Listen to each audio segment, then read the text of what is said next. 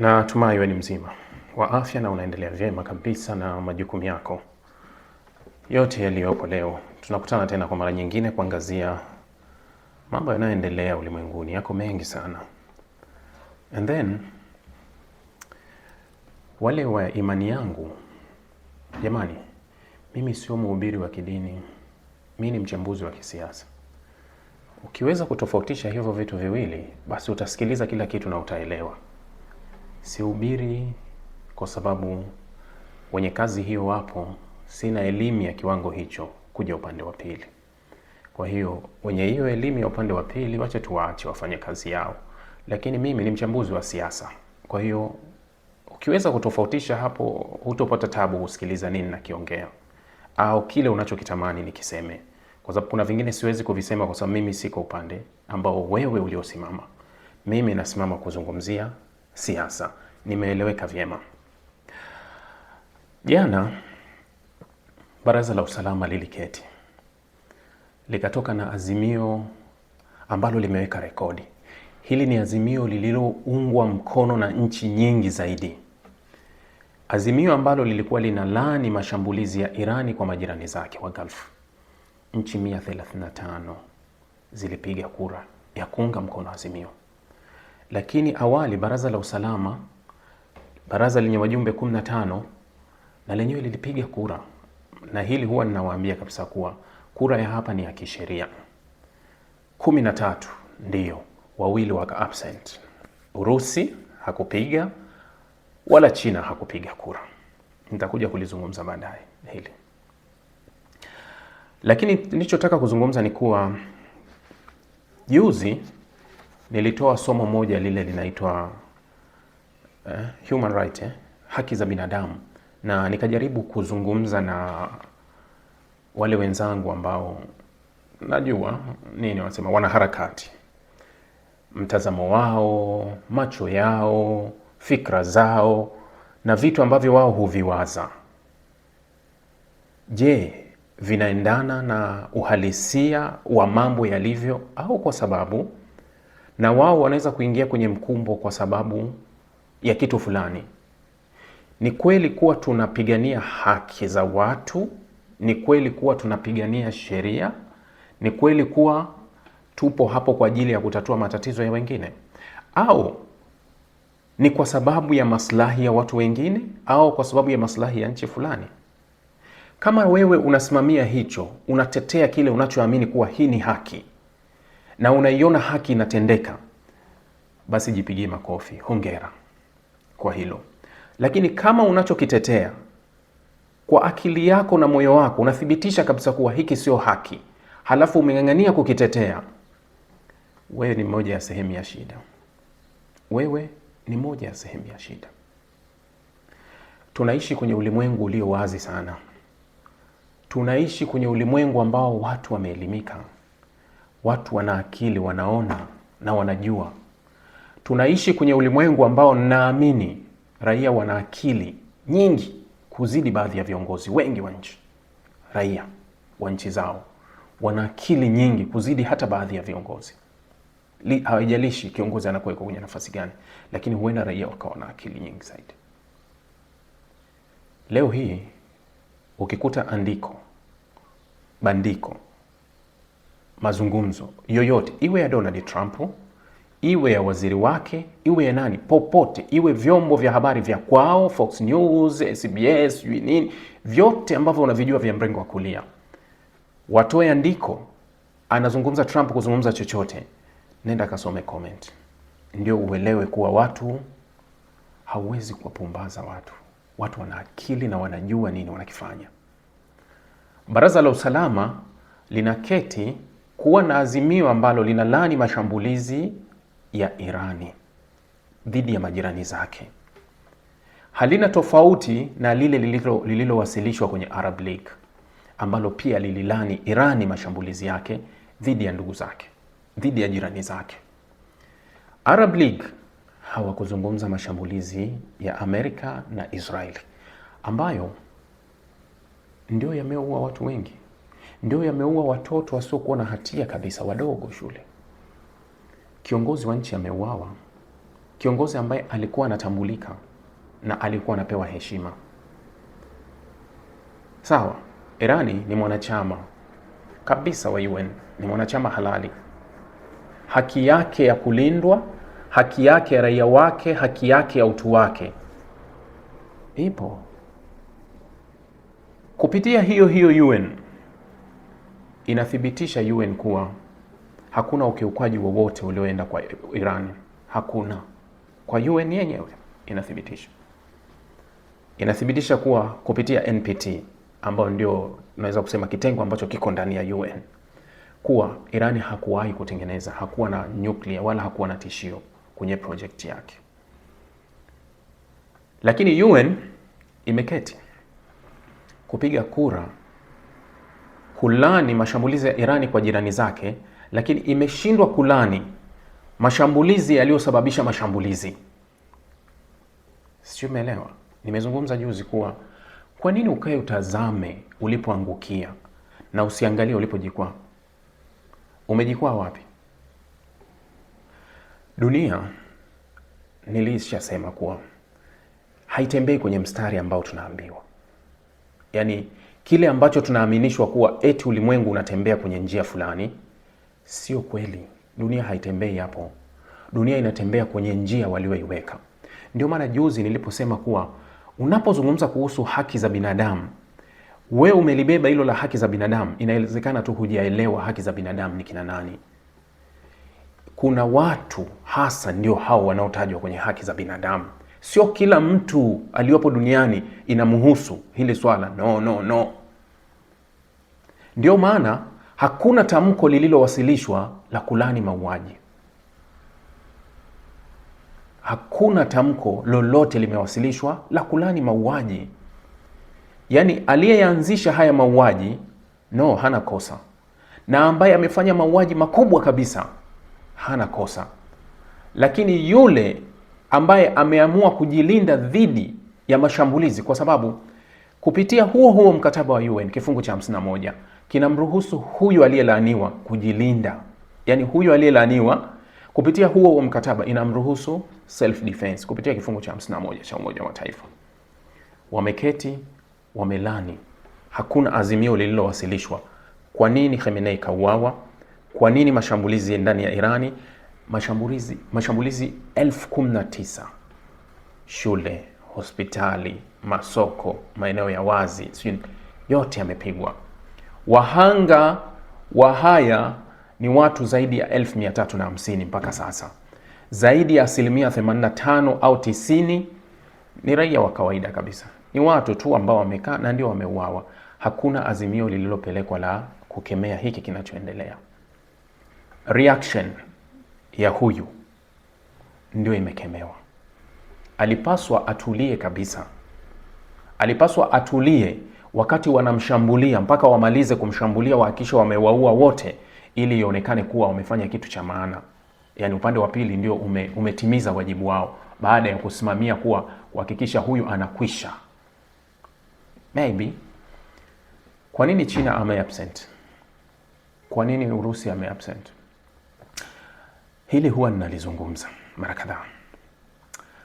Ukiona sehemu unahisi kabisa hapa mimi ninaonewa, halafu watu waliokaa pembeni wote wamekaa kimya, fahamu kabisa kuwa hawa wote wako pamoja na anayekuonea. Nadharia huo ni uhalisia. Nadharia inazungumza hivyo.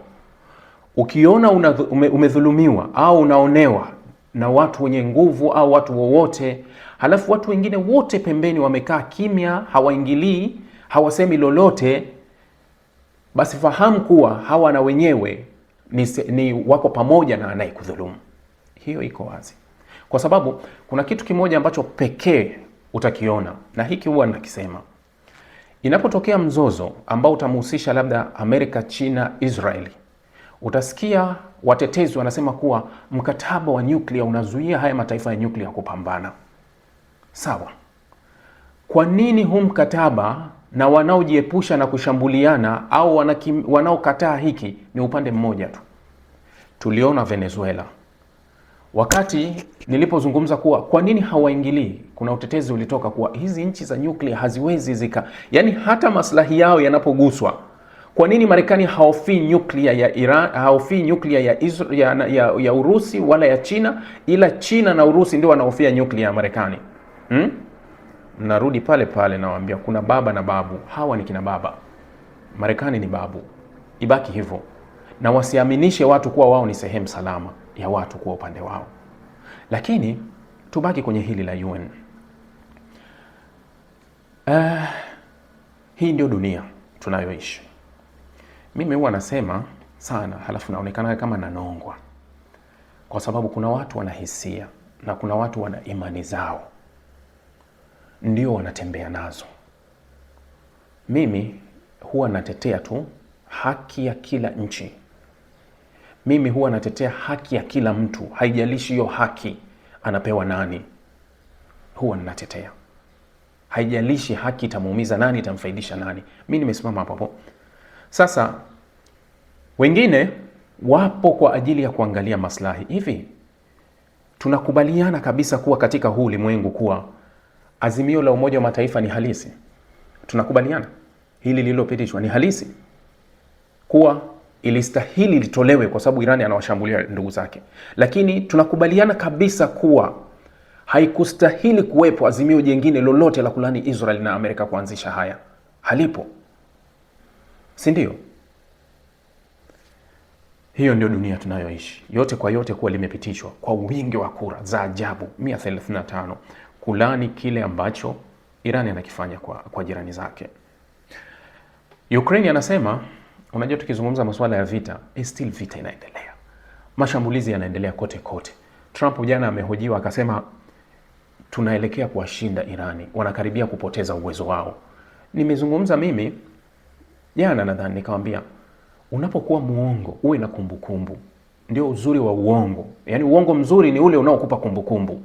Kama uongo wako hauwezi ukatunza kumbukumbu, hauna maana, kwa sababu utachanganya sana hadithi. Ni juzi katuambia kuwa Irani hawana jeshi, Irani hawana jeshi la anga, hawana jeshi la majini, hawana lolote, wamekuisha kabisa. Anasema tunaelekea kuwashinda. Kina nani sasa? Si walisha kuwa hawana chochote, au tunaenda kuwashinda kina nani? Kwa hiyo kuna hizo simulizi, hadithi zinapanda na kushuka, zinakwenda za Donald Trump. Tena leo anawaza kuwa, anasema Marekani inawaza kuutaifisha mfereji wa Hormuz, iwe control wenyewe. Hebu tufikirie, tuseme kweli Marekani wanataka kuchukua mfereji wa Hormuz. Marekani kashindwa kulinda kambi zake ambazo amezijenga kwa miaka na miaka, anajenga zile kambi zikiwa na uwezo wote wa ulinzi, kila kitu. Leo Marekani askari hawapo kwenye kambi ya Bahrain, hawapo kwenye kambi ya Kuwait, hawapo kwenye kambi ya Saudia, hawapo kwenye kambi ya Qatar. Kambi zake. Marekani anamwambia Saudi Arabia, ulindeni ubalozi wetu. Yaani Saudia anapewa kazi na Marekani ya kulinda ubalozi wa Marekani Riyadh. Marekani kashindwa kulinda ubalozi wake wa Riyadh. Anataka sasa kuitaifisha ule mfereji wa Hormuz, anasema ili Marekani waumiliki wenyewe. Jamani, kuna wakati simba anazeeka sana, halafu akili yake inamtuma kuwa ye bado anaweza kuinda swala wenye spidi, lakini ukweli kuwa hiyo inayofanya kazi ni akili, sio mwili. Akili ndio inamwambia hivyo, lakini sio mwili wake. Ni anataka kujaribu kulazimisha kuonyesha kuwa nina uwezo wa kwenda na spidi zile zile za swala, akiruka nimeruka na nitamkamata. Lakini ukweli watu walio pembeni ya simba wanaomuona wanajua kabisa chuma kimezeeka, hakiwezi tena, hakiwezi. Haya tunayoyaona sio tunayosikia. Nadharia yangu ambayo inaishi, huwa ninawaambia mimi ni muumini wa kuona, sio kuambiwa. Mimi muumini wa kuona, sio kuambiwa. Kile unachokiona ndio halisi, sio kile unasimuliwa. Kile wewe unachokiona ndio halisi, sio kile ambacho mtu anakuletea narrative. Yaani sio kile mtu anakuletea hadithi yake tu kuwa hii hiko hivi, hii hiko hivi. Sasa Marekani anapowaza kusema kuwa tunataka tuutaifishe mfereji wa Hormuz na tutaumiliki, sio mfereji wa Panama huo, sio mfereji wa Panama. Meli ya Marekani iko umbali wa kilomita 700 kutoka Hormuz. Awali ilisogea kilomita 350. Ikakutana na zile drone Shahid, ikabidi zirudi. Iko nje ya kilomita 700 meli ya Marekani. Trump anawaza kuifikia Hormuz na kuimiliki ili wao wafanye maamuzi kwa email itaingia hii itoki, inaingia hii haingii.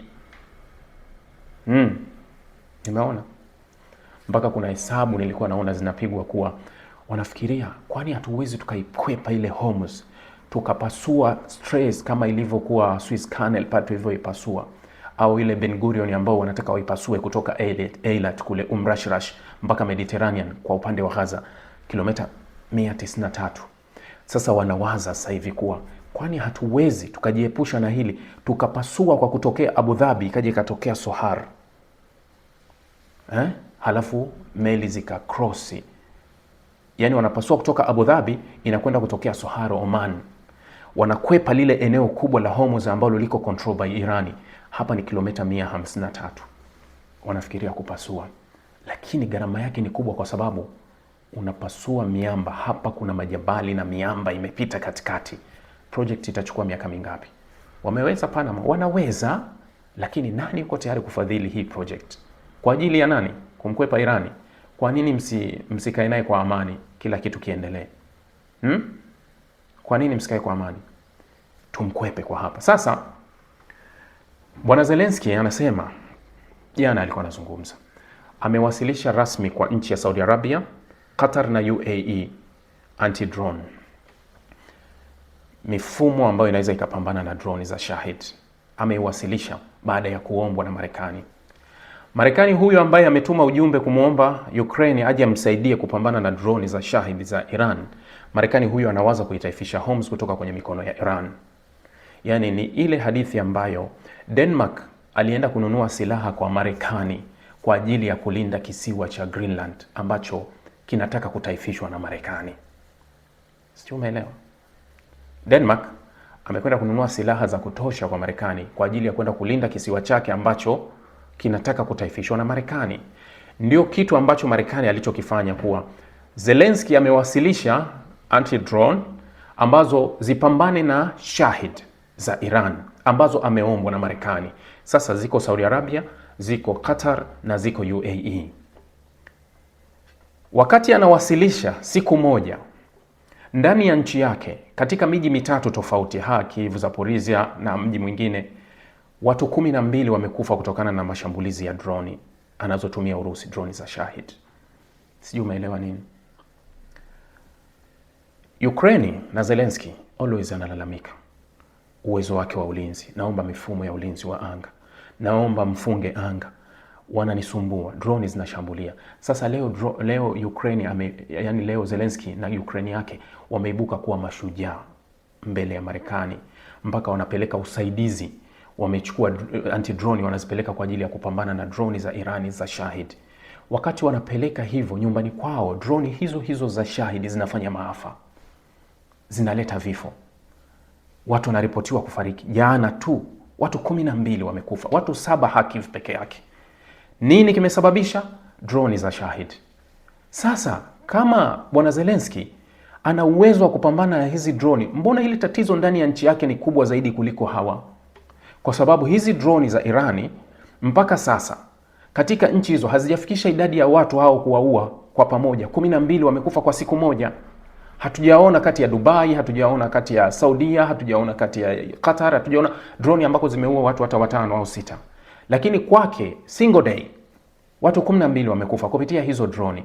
Kwa nini Bwana Zelensky asichukue hizi drone akarejesha kwake kwa ajili ya au tuseme ana imani sana au na huruma sana na jirani zake, ndio maana kaamua kwanza kupeleka huku kwa ajili ya ujirani mwema, au inakuwaje? Inawezekana kuwa hivyo.